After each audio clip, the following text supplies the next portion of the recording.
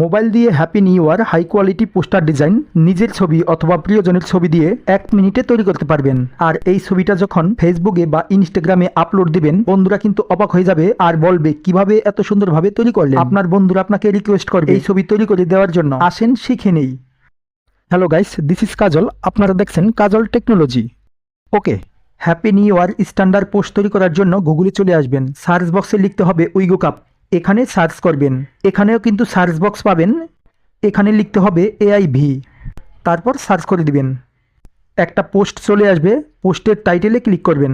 এখন নিচের দিকে আসতে হবে। এখানে দেখতে পারবেন AI ফটো এডিটিং। এখানে ক্লিক করে দিবেন। এখান থেকে একটা অ্যাপ্লিকেশন ডাউনলোড করে নিতে হবে, যেটা দিয়ে ফটো এডিটিং করবেন। আর এটা কিন্তু সরাসরি প্লে স্টোর থেকে ডাউনলোড করতে পারবেন না, তাই আমি যেভাবে দেখাইলাম এইভাবে আপনি ডাউনলোড করবেন। আমি ডাউনলোড করে রেখেছি।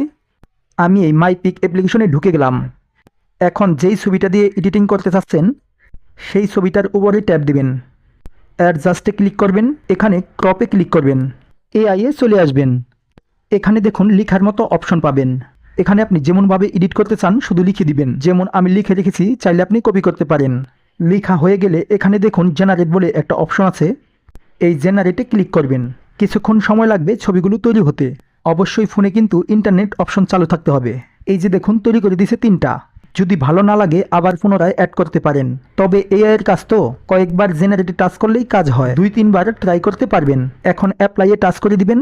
ছবিটা গ্যালারিতে নেওয়ার জন্য নিচে টিক মার্কে ক্লিক করবেন। উপরে দেখুন সেভ আইকন আছে, ক্লিক করে দিন। আপনার গ্যালারিতে সেভ হয়ে যাবে। বন্ধুরা, ভিডিওটা দেখে যদি উপকার হয় তাহলে অবশ্যই সাথে থাকবেন। দেখা হবে নতুন ভিডিওতে। নমস্কার।